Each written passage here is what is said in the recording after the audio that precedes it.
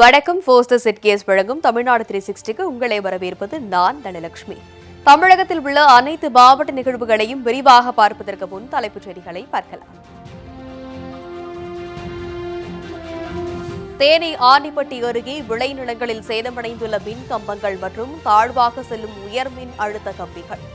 அசம்பாவிதம் ஏற்படும் முன் புதுப்பித்து தர விவசாயிகள் கோரிக்கை. தென்காசியில் சாகுபடிக்காக 4 அணைகளில் இருந்து நீர் திறப்பு. கார் சாகுபடி பணியில் தீவிரமாக ஈடுபட்டு வரும் விவசாயிகள். திருவண்ணாமலையில் சாலை ஓரத்தில் கொட்டப்படும் குப்பை மற்றும் இறைச்சி கழிவுகள். தொற்று நோய் பரவும் அபாய நிலை ஏற்பட்டுள்ளதால் குப்பைகளை கொட்ட தடை விதிக்க கோரிக்கை. வந்தவாசியில் புதர் மண்டி பொலிவிழந்து காணப்படும் சிறுவர் பூங்கா. சீரமைத்து பயன்பாட்டிற்கு கொண்டுவர பொதுமக்கள் வேண்டுகோள். சங்கராபுரம் அருகே முஸ்குந்தா ஆற்றில் வெள்ளப்பெருக்கு ஏற்பட்டுள்ள நிலையில் கழுத்தளவு நீரில் நீந்தி செல்லும் பள்ளி மாணவர்கள். அப்பகுதி மக்களின் அபாயகர வாழ்க்கை சூழலை விவரிக்கும் செய்தி தொகுப்பு.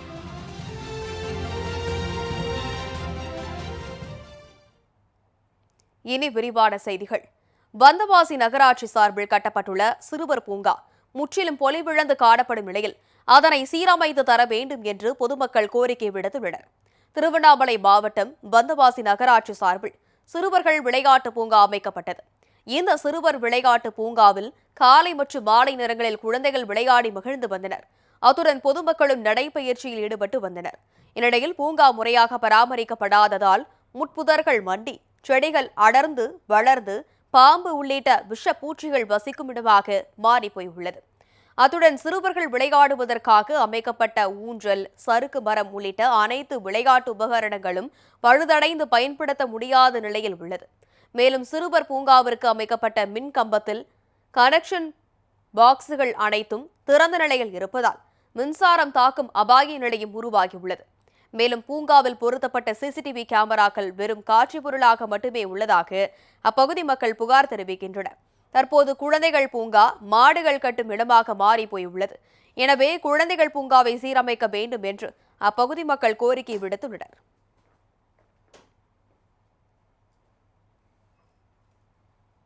தென்காசி மாவட்டத்தில் கார் சாகுபடி பணிகளில் விவசாயிகள் தீவிரமாக ஈடுபட்டு வருகின்றனர்.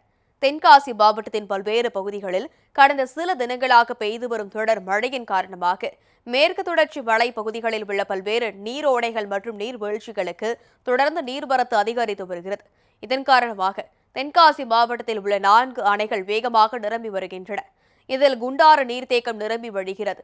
இந்நிலையில் மாவட்டத்தில் உள்ள அடவிநயினார் அணை, கடாநதி அணை, கருப்பநாதி அணை மற்றும் ராமநதி அணை ஆகிய 4 அணைகளில் இருந்து கார் சாகுபடிக்காக நீர் திறக்கப்பட்டுள்ளது.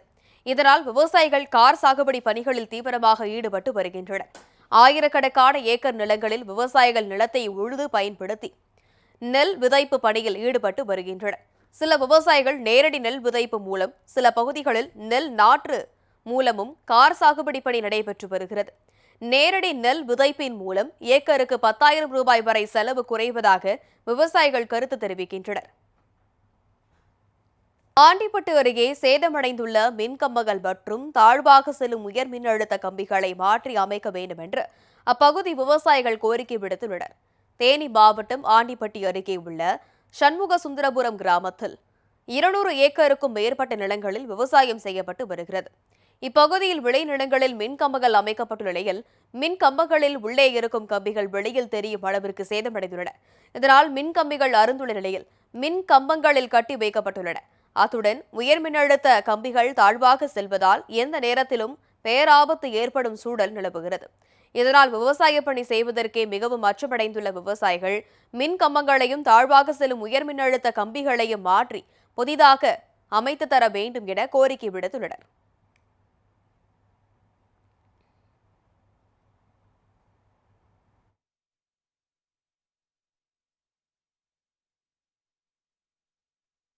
திருவண்ணாமலையில் சாலை ஓரத்தில் கொட்டப்படும் இறைச்சி கழிவுகளால் தொற்று நோய் பரவும் அபாய நிலை ஏற்பட்டுள்ளது.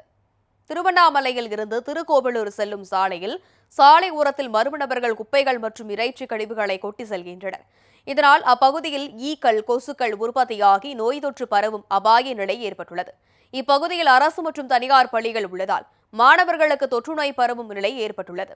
மேலும் அதே பகுதியில் மாநகராட்சி அலுவலகம் உள்ளதால் நாள்தோறும் அதிகாரிகள், பொதுமக்கள் என ஏராளமானோர் வந்து செல்கின்றனர். ஆனால் இப்பகுதியில் செல்லும் அதிகாரிகளும் சாலையோரம் குப்பைகள் கொட்டப்படுவதை கண்டுகொள்வது இல்லை என்று அப்பகுதி மக்கள் புகார் தெரிவிக்கின்றனர். எனவே மாணவ மாணவியர் மற்றும் பொதுமக்களின் நலன் கருதி அப்பகுதியில் குப்பைகள் மற்றும் இறைச்சி கழிவுகள் கொட்டுவதற்கு தடை விதிக்க வேண்டும் என்று அப்பகுதி மக்கள் கோரிக்கை விடுத்துள்ளனர்.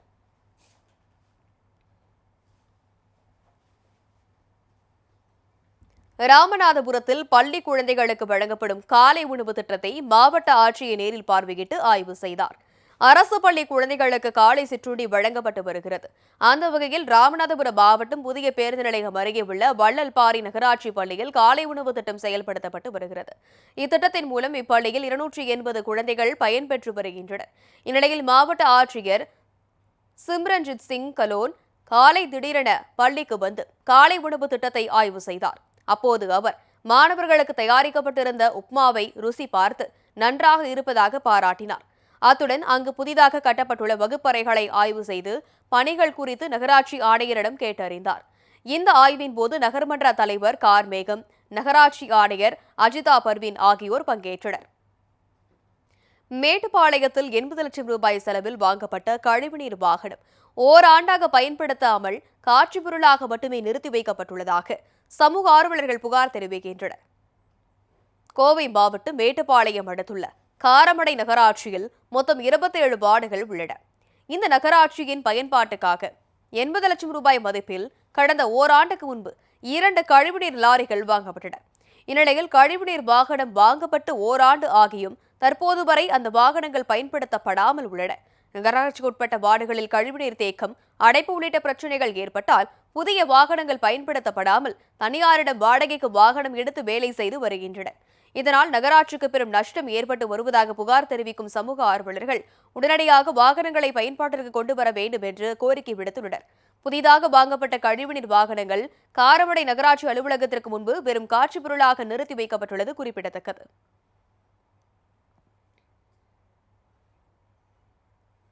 வத்திராயிருப்பு பகுதியில் நெல் அறுவடை பணிகள் நிறைவடைந்த நிலையில் ஆயிரக்கணக்கான வாத்துகள் விளைநிலங்களில் மேயவிடப்பட்டுள்ளன.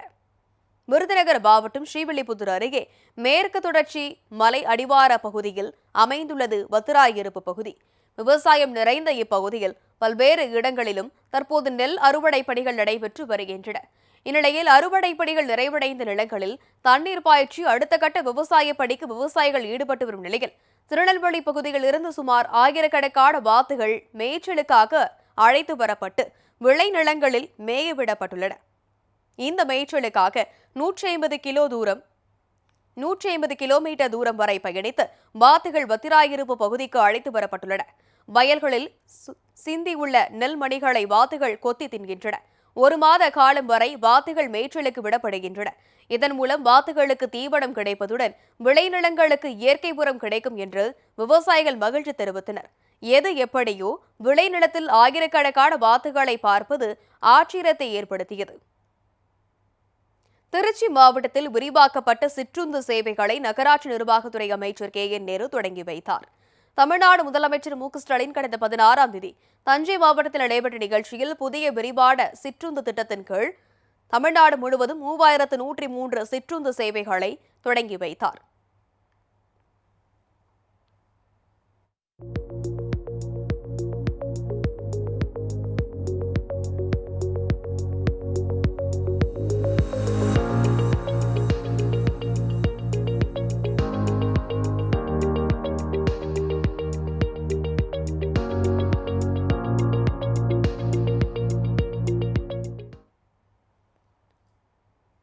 இதனையடுத்து திருச்சி மாவட்டத்திற்கான 15 சிற்றுந்து சேவைகளை திருச்சி மத்திய பேருந்து நிலையத்தில் நகராட்சி நிர்வாகத்துறை அமைச்சர் KN நேரு மக்கள் பயன்பாட்டிற்காக கொடியசைத்து தொடங்கி வைத்தார். இந்நிகழ்வில் மாவட்ட ஆட்சியர் பிரதீப்குமார், மாநகர ஆணையர் சரவணன் மற்றும் வட்டார போக்குவரத்து அலுவலர்கள் உள்ளிட்டோர் கலந்து கொண்டனர்.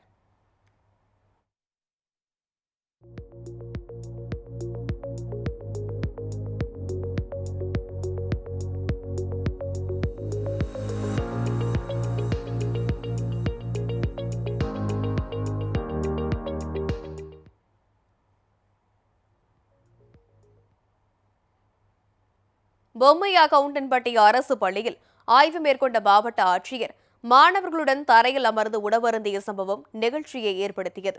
தேனி மாவட்ட ஆட்சியர் ரஞ்சித் சிங் உங்களை தேடி உங்கள் ஊரில் திட்டத்தின் கீழ் பல்வேறு பகுதிகளில் ஆய்வு மேற்கொண்டார். அதனைத் தொடர்ந்து பொம்மையா கவுண்டன்பட்டி பகுதியில் உள்ள அரசு கள்ளர் நடுநிலைப் பள்ளிக்கு சென்று திடீர் ஆய்வு மேற்கொண்டார்.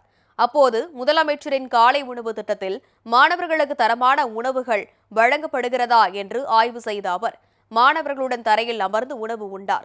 முன்னதாக மாணவர்களிடம் உணவு சரியாக வழங்கப்படுகிறதா, சுவையாக இருக்கிறதா என கேட்டறிந்த ஆட்சியர் மாணவர்களை நன்றாக படிக்கவும் அறிவுறுத்தினார். மாணவர்களுக்கு வழங்கப்படும் உணவின் தரத்தை மாணவர்களுடன் அமர்ந்து சாப்பிட்டு ஆய்வு செய்த சம்பவம் அனைவரையும் ஆச்சரியத்தில் ஆழ்த்தியது.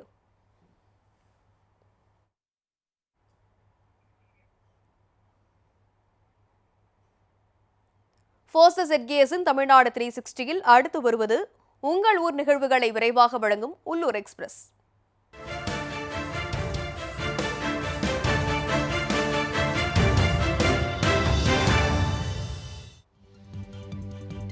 தேய்பிறை அஷ்டமியை முன்னிட்டு திருப்பூர் சுக்ரீஸ்வரர் கோவிலில் கால வைபவருக்கு சிறப்பு அபிஷேக ஆராதனை நடைபெற்றது.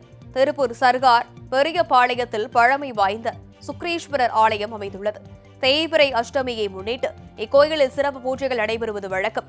அதன்படி கால பைரவ பெருமானுக்கு பால், மஞ்சள் உள்ளிட்ட ஏராளமான மங்கள பொருட்களை கொண்டு சிறப்பு அபிஷேகம், அலங்கார தீபாராதனை நடைபெற்றது. இதில் திரளான பக்தர்கள் பங்கேற்று சாமி தரிசனம் செய்தனர்.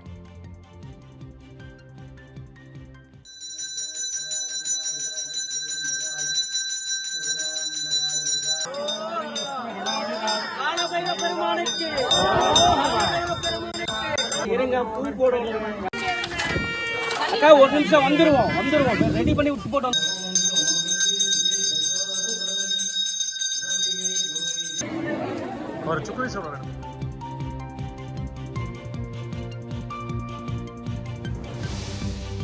தேய்பிறை அஷ்டமியை முன்னிட்டு ராமநாதபுரம் காசி விஸ்வநாதர் கோவிலில் கால பைரவர் சிறப்பு அலங்காரத்தில் காட்சியளித்தார். தேய்பிறை அஷ்டமியை முன்னிட்டு கால வைபவருக்கு யாகசாலை பூஜைகள் நடத்தப்பட்டு புனித நீர் கலசம் ஊர்வலமாக எடுத்து வரப்பட்டு பால், தயிர், பன்னீர் உள்ளிட்ட வாசனை திரவியங்களால் அபிஷேகம் நடைபெற்றது. இதனைத் தொடர்ந்து கால பைரவருக்கு தங்க கவசம் சாத்தப்பட்டு வண்ண மலர்களால் சிறப்பு அலங்காரத்தில் பக்தர்களுக்கு காட்சியளித்தார். இதில் ஏராளமான பக்தர்கள் கலந்து கொண்டு கால பைரவரை வழிபட்டனர். மேலும் பக்தர்களுக்கு அன்னதானம் வழங்கப்பட்டது.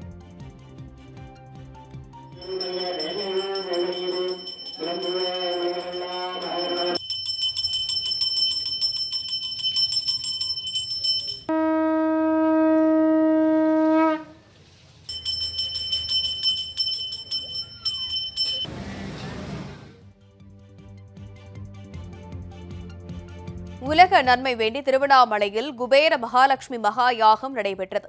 நினைத்தாலே முக்தி தரும் திருவண்ணாமலை அண்ணாமலையார் கோவில் கிரிவல பாதையில் உலக நன்மை வேண்டி மகா யாகம் விமரிசையாக நடைபெற்றது. இதில் பிரம்மாண்டமாக அமைக்கப்பட்டிருந்த கைலாய மலை வடிவிலான முகப்பு தோற்றத்தில் வராகி அம்மன் வீட்டிற்கு பக்தர்கள் தோளில் சுமந்தவாறு மேளதாளங்கள் முழங்க சுற்றி வந்தனர். இந்த மகா யாகத்தில் ஜப்பான் நாட்டைச் சேர்ந்தவர்கள், நடிகர் சூரி உள்ளிட்ட ஏராளமானோர் கலந்து கொண்டு தரிசனம் செய்தனர்.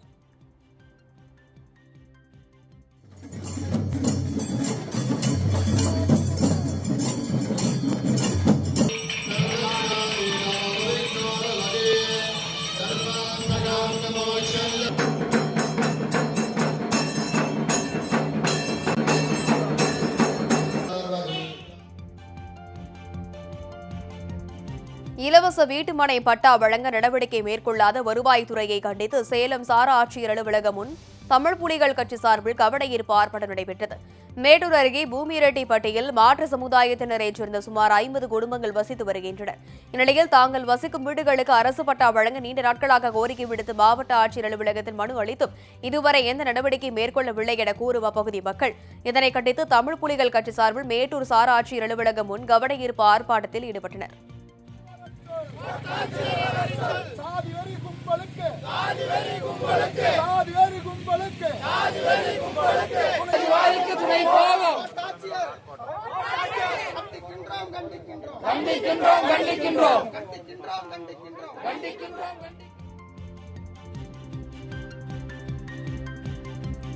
ஈரோடு மாவட்டம் கோபிச்செட்டிப்பாளையத்தில் புதிதாக கட்டப்பட்டுள்ள தினசரி மார்க்கெட் கட்டிடத்தில் அடிப்படை வசதிகள் செய்து தர கோரி வட்டாட்சியர் அலுவலகத்தில் வியாபாரிகள் மனு அளித்தனர்.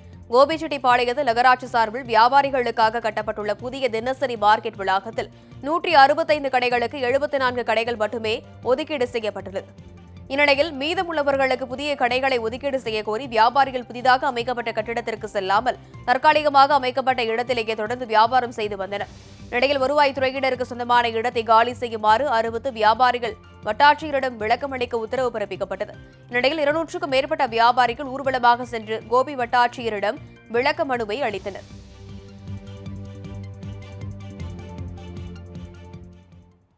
ஃபோர்ஸ் தி செட் கேஸ் வழங்கும் தமிழ்நாடு 360யில் மாவட்டங்களில் நடந்த விளையாட்டு செய்திகளை வழங்க வருகிறது விளையாட்டு களம்.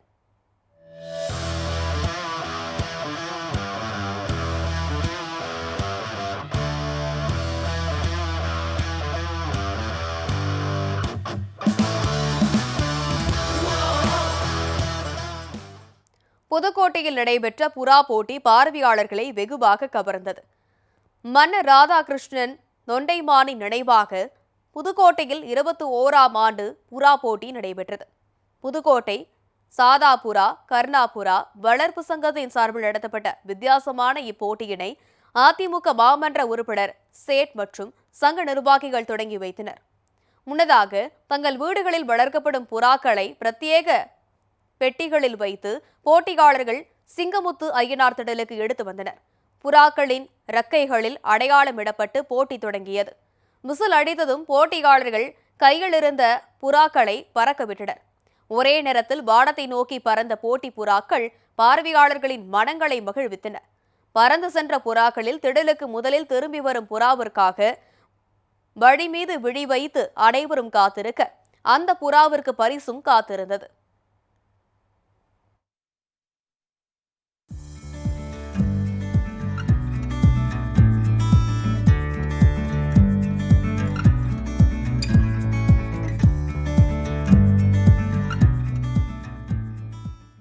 திருவண்ணாமலையில் நடைபெற்ற சப் ஜூனியர் மாநில எரிபந்து போட்டியில் ஆண்கள் பிரிவில் கன்னியாகுமரி அணியும் பெண்கள் பிரிவில் கிருஷ்ணகிரி அணியும் முதலிடத்தை பிடித்து கோப்பையை கைப்பற்றியது.